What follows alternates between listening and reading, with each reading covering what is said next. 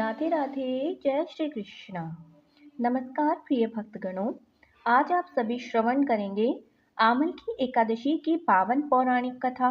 कहा जाता है कि इस दिन सच्चे मन से व्रत रखकर पूरी सच्ची श्रद्धा से जो भी कोई व्यक्ति श्री हरि का जाप करता है, पूजा पाठ करता है, व्रत रखता है, व्रत कथा सुनता है, उसकी हर मनोकामना पूर्ण होती है।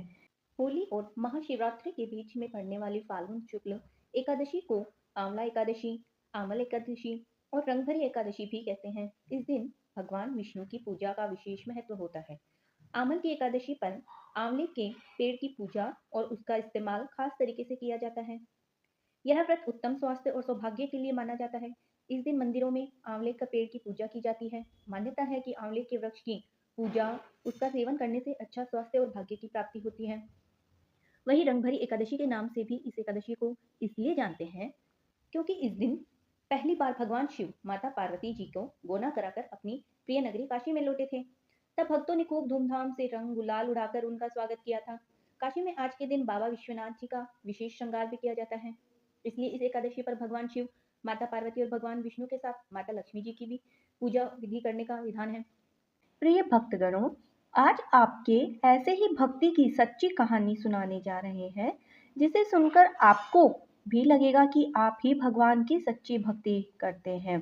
इस भागम भाग भरी जिंदगी में हो सकता है कि आपके पास भगवान की पूजा करने का, भगवान को याद करने का पर्याप्त समय ना हो, लेकिन इस कहानी को सुनने के बाद आपके मन में भी उठे हर प्रश्नों के उत्तर आपको खुद ब खुद ही मिल जाएंगे। तो आप सबसे मेरा निवेदन है कि इस कथा को पूरी श्रद्धा से अंत तक सुनना। कथा शुरू करने से पहले कमेंट बॉक्स में श्री हरि विष्णु जरूर लिखिए।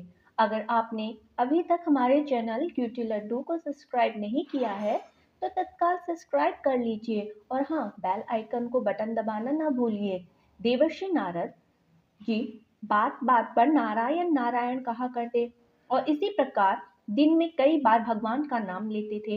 एक दिन उनके मन में यह विचार आया कि वह तो दिन भर भगवान का नाम लेते रहते हैं, इसलिए वही भगवान के सबसे बड़े भक्त हैं और उन्हीं की भक्ति सबसे बड़ी भक्ति है। यही सोचकर एक दिन देवर्षि नारद भगवान श्री विष्णु के पास पहुंचे और पूछने लगे, भगवान, आपको सबसे बड़ा भक्त कौन है? आप कृपया मुझे बतलाइए। देवर्षि नारद यह सोच रहे थे कि वह हर समय नारायण नारायण करते रहते हैं तो भगवान उन्हीं का नाम सबसे पहले लेंगे। लेकिन भगवान विष्णु कहने लगे, देवर्षि, जीवनपुर नामक ग्राम में रहने वाला एक किसान मेरा सबसे बड़ा भक्त है और उसका नाम भोला है। यह बात सुनकर नारद जी को बड़ा धक्का लगा, क्योंकि उनके मन में जो उम्मीद थी ना, वो टूट गई थी। वह तो सबसे बड़ा बस खुद को ही समझते थे। फिर भी उन्होंने एक बात का पता लगाने के लिए भगवान विष्णु से उस किसान उस किसान का नाम और पता फिर भी उन्होंने इस बात का पता लगाने के लिए भगवान विष्णु से उस किसान का नाम और पता लिया और किसान के गांव में चल पड़े। वहां जाकर देवर्षि नारद ने देखा कि खेती किसानी के लिए भोला किसान के पास दो बैल भी हैं। भोला किसान सुबह ब्रह्म मुहूर्त में उठा और उठने के बाद उसने 2 बार नारायण कहा और हाथों में भूसा, खली और पानी डालकर बैलों को खाने के लिए लगा दिया। दैनिक क्रिया के बाद सुबह का जलपान करने के बाद सूर्योदय के साथ ही वह अपने हल और बैल लेकर खेतों में जा पहुंचा। 10 बजे के आसपास उसकी पत्नी कलेवा लेकर आई। उसने पत्नी के हाथ से लाया हुआ कलेवा खाया और फिर से खेती के काम में लग गया। दोपहर में घर जाकर मुंह हाथ धोए और खाना खाया। बैलों के लिए भी उसने भूसा, चारा और पानी रख दिया। इसके बाद भी वापस से खेत में जाकर काम करने लगा। ठीक सूर्यास्त से पहले उसने हल और बैलों के साथ घर वापस लौट गया। मुंह हाथ धोकर उसने रात का खाना खाया और 2 बार नारायण नारायण बोलकर वह सो गया। यह देखते नारद को बड़ा आश्चर्य हुआ कि एक किसान ने पूरे दिन में केवल 4 बार ही नारायण नारायण कहा, और जबकि वह खुद तो सारा दिन नारायण नारायण कहते ही रहते हैं, फिर भी भगवान विष्णु उन्हें अपना सबसे बड़ा भक्त नहीं मानते। नारद जी ने फिर से वापस वैकुंठ में जाकर अपनी यह आशंका और अपना यह तो भगवान विष्णु को बताया और पूछा कि प्रभु, वह भोला किसान तो आपको दिन भर में भी याद नहीं करता। यहाँ तक कि उसने दिन भर में केवल 4 बार ही नारायण नारायण पुकारा। मैं तो सारा दिन हर वक्त घूमते फिरते हुए केवल आपको ही याद करता रहता हूँ, आपका ही स्मरण करता रहता हूँ। फिर भी प्रभु, आप उसी किसान को अपना बड़ा भक्त क्यों कहते हैं? भगवान विष्णु थोड़ा मुस्कुराए और फिर देवर्षि नारद को जल से भरा हुआ एक कटोरा देकर कहने लगे कि देवर्षि, इस कटोरे को लेकर आप सूर्यास्त तक भ्रमण कीजिए, लेकिन ध्यान रखिए इस कटोरे में एक भी बूंद पानी की नहीं गिरनी चाहिए। अगर ऐसा हुआ तो मेरा सुदर्शन चक्र आपके पीछे पीछे रहेगा। पानी की एक बूंद भी अगर गिरी तो यह सुदर्शन चक्र आपकी गर्दन काट देगा। देवर्षि नारद ने भगवान विष्णु के हाथ से जल से भरा कटोरा ले लिया और सुबह से शाम तक हाथ में जल भरा कटोरा रखकर भ्रमण करते हुए सुदर्शन चक्र लगातार उन्हें पीछे पीछे चल रहा था। सूर्यास्त हुआ। देवर्षि नारद ने राहत की सांस ली। सुबह से लेकर शाम तक भ्रमण करते करते उस कटोरों में से एक बूंद भी पानी की उन्होंने नहीं गिरने दी। यह देखकर उन्होंने राहत की सांस ली और फिर वे वापस भगवान विष्णु के पास जा पहुंचे। उन्हें देखकर भगवान विष्णु ने पूछा, कहो देवर्षि, आपका भ्रमण कैसा रहा? नारद जी ने उत्तर दिया, प्रभु, आपके सुदर्शन चक्र और पूरे भरे पानी के कारण भ्रमण में तनाव बना रहा। आज मैं भ्रमण तो करता रहा, लेकिन हर वक्त आपके सुदर्शन चक्र मेरे पीछे पीछे था। इस कारण मेरा ध्यान इस कटोरे पर और केवल सुदर्शन चक्र पर ही रहा। तब भगवान विष्णु ने पूछा, अच्छा, यह बताइए कि आप भ्रमण करते हुए कितनी बार मेरा नाम जपते रहे? आपने कितनी बार मेरा नाम लिया? भगवान, एक तो जल भरा कटोरा लेकर चलना और उस पर आपके सुदर्शन चक्र के पीछे पीछे चलना, इसमें पूरा ध्यान मेरा इस बातों पर ही था। आपका नाम मैं कहाँ से लेता? देवर्षि नारद ने उत्तर दिया।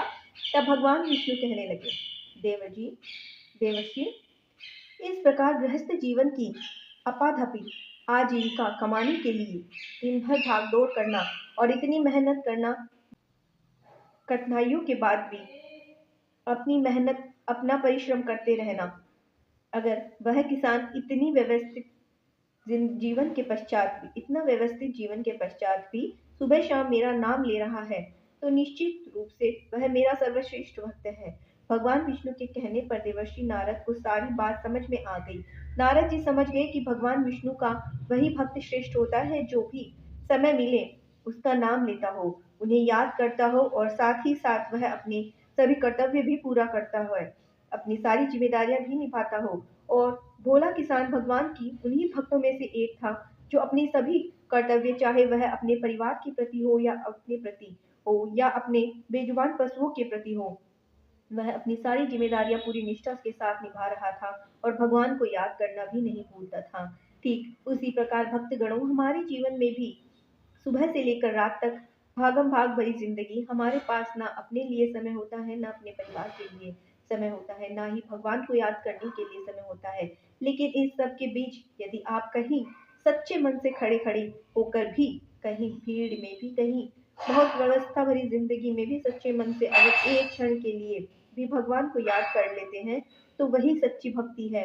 फिर चाहे आपके पास बैठकर घंटों पूजा करने का समय क्यों ना हो, तब भी भगवान आप पर सदा खुश ही रहते हैं। तो प्रिय भक्तगणों, यह तो थी सभी के मन में भक्ति जगाने वाली कहानी। अब सुनिए रंग भरी यानी आमल की एकादशी की संपूर्ण कथा। एक बार धर्मराज युधिष्ठिर ने भगवान श्री कृष्ण ने कहा कि हे श्री कृष्ण, मैंने विजया एकादशी का महात्म्य जान लिया, जो महान फल देने वाला है, सुन लिया है। सब फाल्गुन पक्ष अब फाल्गुन शुक्ल पक्ष की आमल की एकादशी का नाम और महात्म्य बताने की कृपा कीजिए। तब भगवान श्री कृष्ण बोले, धर्मनंदन, सुनो, तुम्हें इस समय मैं वह प्रसंग सुनाता हूँ जिसे राजा मानतता के पूछने पर महात्म्य विशिष्ट जी ने कहा था। फाल्गुन शुक्ल पक्ष की एकादशी का नाम आमल की एकादशी है। इस पवित्र व्रत विष्णु लोक की प्राप्ति कराने वाला है। ऋषि माधंता ने पूछा, यह आमलकी कब उत्पन्न हुई, मुझे बतलाइए। विशिष्ट जी ने कहा, महाभाग सुनो, पृथ्वी पर आमलकी की उत्पत्ति किस प्रकार हुई यह बताता हूँ। आमल की महान वृक्ष है जो सभी पापों का नाश करने वाला है। भगवान विष्णु के थूकने पर उनके मुख से चंद्रमा के समान कांति मान एक बिंदु प्रकट हुआ। वह बिंदु पृथ्वी पर गिरा, उसी से आमल की अर्थात आंवले की महान वृक्ष उत्पन्न हुआ। यह सभी वृक्षों का आदि का भूत कहलाता है। इसी समय समस्त प्रजा की सृष्टि करने के लिए भगवान ने ब्रह्मा जी को उत्पन्न किया। उन्हीं से इन प्रजा की उत्पत्ति हुई। देवता, दानव, गंधर्व, यक्ष, राक्षस, नाग और निर्मल अंतःकरण वाले महर्षि का ब्रह्मा जी ने जन्म दिया। उनमें से देवता और ऋषि उसी स्थान पर आए जहाँ विष्णु प्रिया आमलकी का वृक्ष था। महाभगवतम पूर्वक उस वृक्ष की ओर देखने लगे और खड़े खड़े सोचने लगे कि लक्ष्य यानी पाकड़ आदि वृक्ष तो पूर्व कल्क की ही तरह है, जो सबके सब हमारे परिचित है, किंतु इस वृक्ष को हम नहीं जानते। उन्हें इस प्रकार चिंता करते हुए देख आकाशवाणी हुई, महर्षियों, यह आंवले का वृक्ष है जो श्री विष्णु को प्रिय है। इसके स्मरण मात्र से गोदान का फल मिलता है। स्पर्श करने से उसका दोगुना और फल खाने से तिगुन पुण्य मिलता है। इसलिए सदा प्रयत्न पूर्वक आमलकी का सेवन करना चाहिए।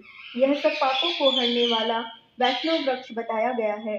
इसके मूल में श्री विष्णु, ऊपर भाग में ब्रह्मा जी, स्कंध में परमेश्वर भगवान, रुद्र शाखाओं में मुनि, टहनियों में देवता, पत्तों में वस्तु, फूलों में मददगार और फलों में समस्त प्रजापति निवास करते हैं। आमल की सर्वदेवमयी बताई गई है। इसलिए विष्णु भक्त पुरुषों के लिए यह पर्व पूज्य है।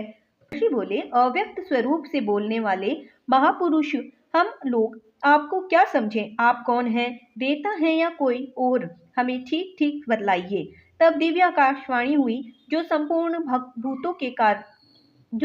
भूतों से करता है, उन्हें विद्वान पुरुष भी कठिन से देख पाते हैं। वही सनातन विष्णु मैं हूँ।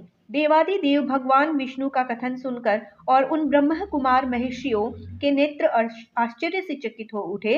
भगवान की स्तुति करने लगे। ऋषि बोले, संपूर्ण भूतों के आत्मभूत आत्मा और परमात्मा को नमस्कार है। अपनी महिमा से कभी चित न होने वाले अच्युत को नित्य प्रणाम है। अंतरित परमेश्वर को बारंबार प्रणाम है। दामोदर, सर्वज्ञ और योगेश्वर को नमस्कार है। मायापते, आपको प्रणाम है। आप विश्व के स्वामी हैं। आपको बारंबार नमस्कार है। ऋषियों के इस प्रकार स्तुति करने पर भगवान श्री हरि संतुष्ट हुए और बोले, तुम्हें कौन सा अभिष्ट वरदान दूं? बताइए। ऋषि बोले, भगवान, यदि आप संतुष्ट हैं तो हम लोगों के लिए हित के लिए कोई ऐसा व्रत बतलाइए जो स्वर्ग और मोक्ष रूपी फल प्रदान करने वाला हो। श्री विष्णु बोले, महर्षियों, फाल्गुन शुक्ल पक्ष में यदि पुष्य नक्षत्र में युक्त द्वादशी हो तो वह महान पुण्य देने वाली और बड़े बड़े पादकों का नाश करने वाली होती है, जिसमें जो विशेष कर्तव्य है उसे भी सुनो। आंवल की एकादशी में आंवले के वृक्ष के पास जाकर वहां रात्रि में जागरण करना चाहिए। इससे मनुष्य सब पापों से छूट जाता है और सहस्त्र दिनों का फल प्राप्त करता है। जो प्रकरणों यह व्रतों से उत्तम व्रत है जिसे मैंने तुम लोगों को बताया है। महर्षि बोले, भगवान, इस व्रत की विधि तो बतलाइए। यह कैसे पूर्ण होता है? इसके देवता, नमस्कार और मंत्र कौन कौन से हैं? उस समय स्नान और दान कैसे किया जाता है? पूजन की कौन सी विधि है? इसके लिए मंत्र क्या है? यह सब बातों का यथार्थ रूप से वर्णन कीजिए। भगवान कहने लगे, इस व्रत की जो भी उत्तम विधि है उसको सुनो। एकादशी को प्रातः काल दंत धावन करके यह संकल्प करे कि पुंडरी काक्ष में एकादशी को निराहार रहकर दूसरे दिन भोजन करूंगा। आप मुझे स्मरण में रखें। ऐसा नियम लेने के बाद पतित, चोर, पाखंडी, दुराचारी, मर्यादा भंग करने वाले और गुरु पत्नी गामी मनुष्य से वार्तालाप ना करें। अपने मन में को वश में रखते हुए नदी में, पोखरों में, कुओं पर या घर पर ही स्नान करें। स्नान करने से पहले शरीर में मिट्टी लगाएं। फिर विद्वान पुरुष को चाहिए कि वह परशुराम जी की सोने की प्रतिमा बनवाए। प्रतिमा अपनी शक्ति और धन के अनुसार एक या आधे स्वर्ण की होनी चाहिए। स्नान के बाद घर आकर पूजा और हवन करें। इसके बाद सब प्रकार की सामग्री लेकर आंवले के वृक्ष के पास जाएं। वहां वृक्ष के चारों ओर की जमीन झाड़ बुहार लीजिए। लीप पोत कर शुद्ध करें। शुद्ध की हुई भूमि में मंत्र पाठ पूर्वक जल से भरे हुए नवीन कलश की स्थापना करें। कलश में पंचरत्न और दिव्य ग्रंथ आदि छोड़ दें। चंदन से उसको चिरचित करें। कंठ में फूलों की माला पहनाएं। सब प्रकार के धूप की सुगंध फैलाए जलते हुए दीपक की श्रेणी सजाकर रखें। तात्पर्य यह है कि सभी तरह से बहुत ही सुंदर और मनोरथ दृश्य उपस्थित करें। पूजा के लिए नया छाता, जूते और वस्त्र भी मंगा कर रखिए। कलश के ऊपर एक पात्र रखकर उसे दिव्य खिलों से भर दीजिए। फिर उसके ऊपर स्वर्ण में परशुराम जी की स्थापना करें। विश्वकाय नमः कहकर उनके चरणों में विश्व रूप से नमः मंत्र से दोनों घुटनों की उग्र नमः स्थापना करें। विश्वकाय नमः कहकर उनके चरणों की विश्वर रूप नमः मंत्र से दोनों घुटनों की उग्र नमः इस तरह संपूर्ण अंगों और मस्तकों की पूजा करें। इसके बाद भक्ति युक्त चित्र से शुद्ध फल देवादिदेव परशुराम जी का अर्घ प्रदान करें। इसके बाद जागरण करें। इसके बाद भगवान विष्णु का नाम लेकर आमल के वृक्ष की 108 या 28 बार परिक्रमा करें। सवेरा होने पर श्री हरि की आरती करें। ब्राह्मणों की पूजा करके वहां की सामग्री उसे निवेदन करती परशुराम जी की कलश, 2 वस्त्र, जूता आदि सभी वस्तुएं दान में दे दें और कामना करें कि राम जी के स्वरूप में भगवान विष्णु मुझ पर प्रसन्न हो।